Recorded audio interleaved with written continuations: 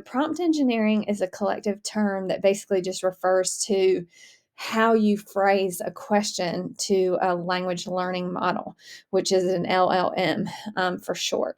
So when you come into an LLM or you're coming into like any type of chat GPT, I use Claude AI is what I like to use.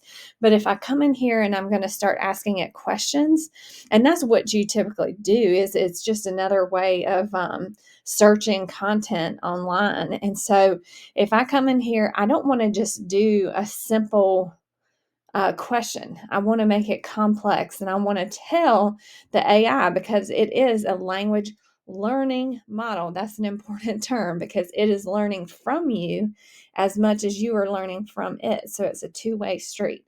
So you need to be able to talk intelligently to the AI and tell it what you want it to basically give to you as an output.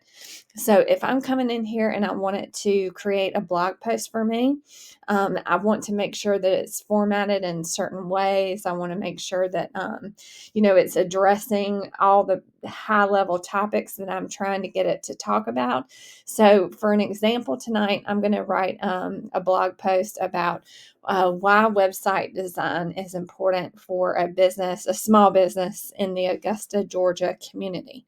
And that's another key. You need some localization when you're actually doing your prompts, because otherwise it's going to come back with a whole bunch of content that's not specific to your area, and it's not addressing the needs of the clients that you're trying to reach and all of those things. So you really need to try to be as specific as you can be. So let's write a blog article with the help of Claude AI, and we're going to ask it all these things. So I'm going to say, write a blog article.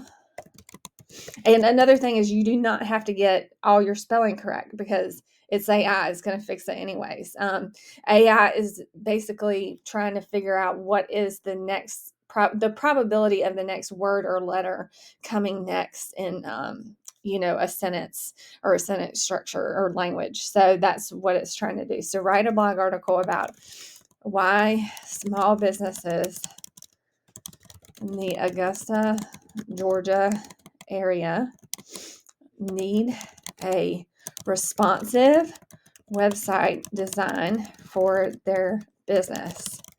Use statistics to show why they need to address mobile users and why they also need to address desktop users, desktops.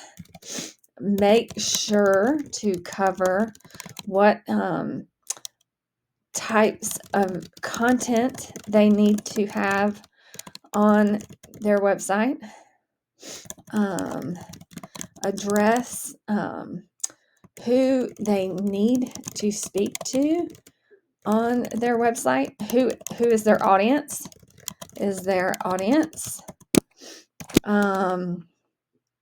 Talk about localization and why it matters to the business.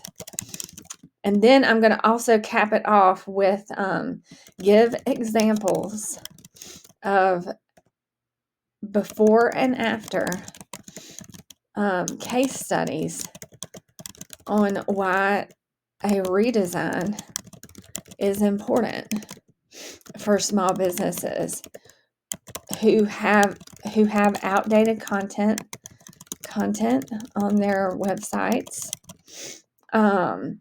Then I'm going to ask them,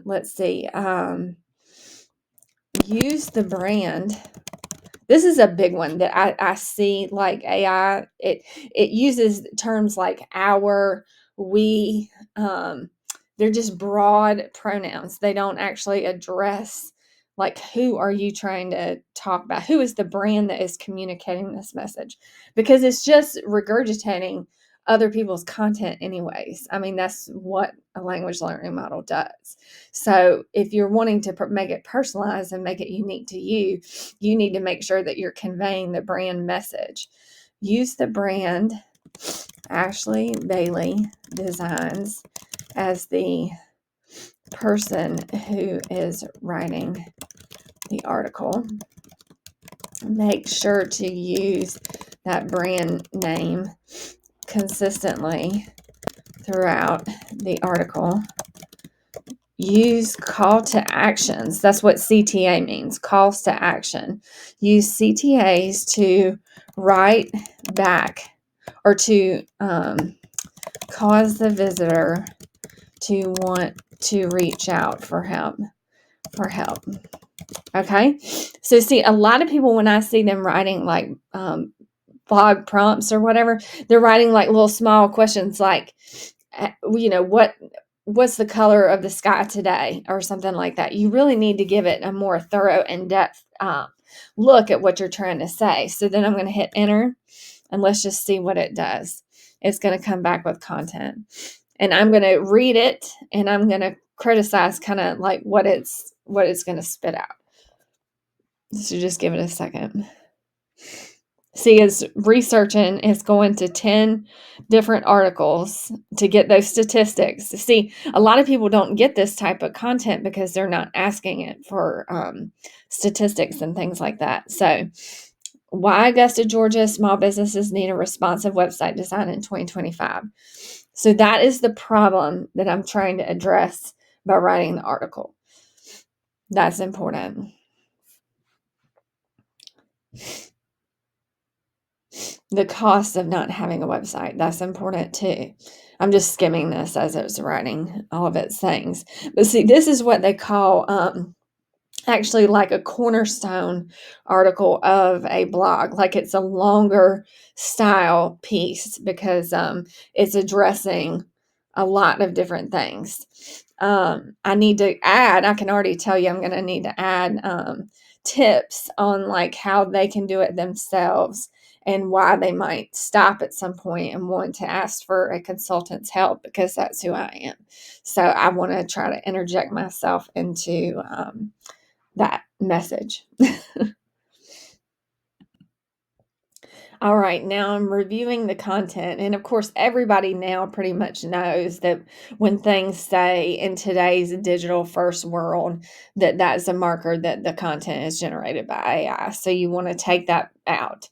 Just take it all out. Just start the sentence with your website isn't just a nice to have, it's the foundation of your entire business presence.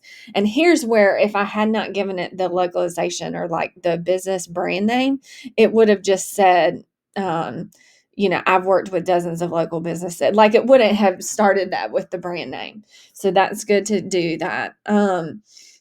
Then I'm going to come down here and it's already got like a ton of statistics and things like that, which are helpful for my business because people respond to mass content. Like, in other words, if there's a whole bunch of people that are saying that, hey, we do like this thing or we don't like this thing, just like Coke versus Pepsi back in the 80s and 90s, people had one thing or another that they liked, right? So if there's that uniform or that unison message that's coming across, people are more likely to respond positively to what you're saying.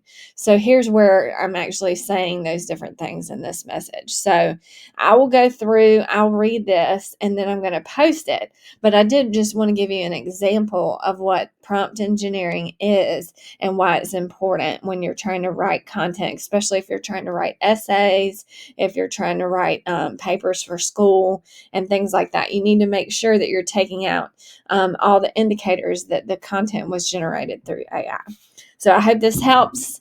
Have a great day and Happy New Year.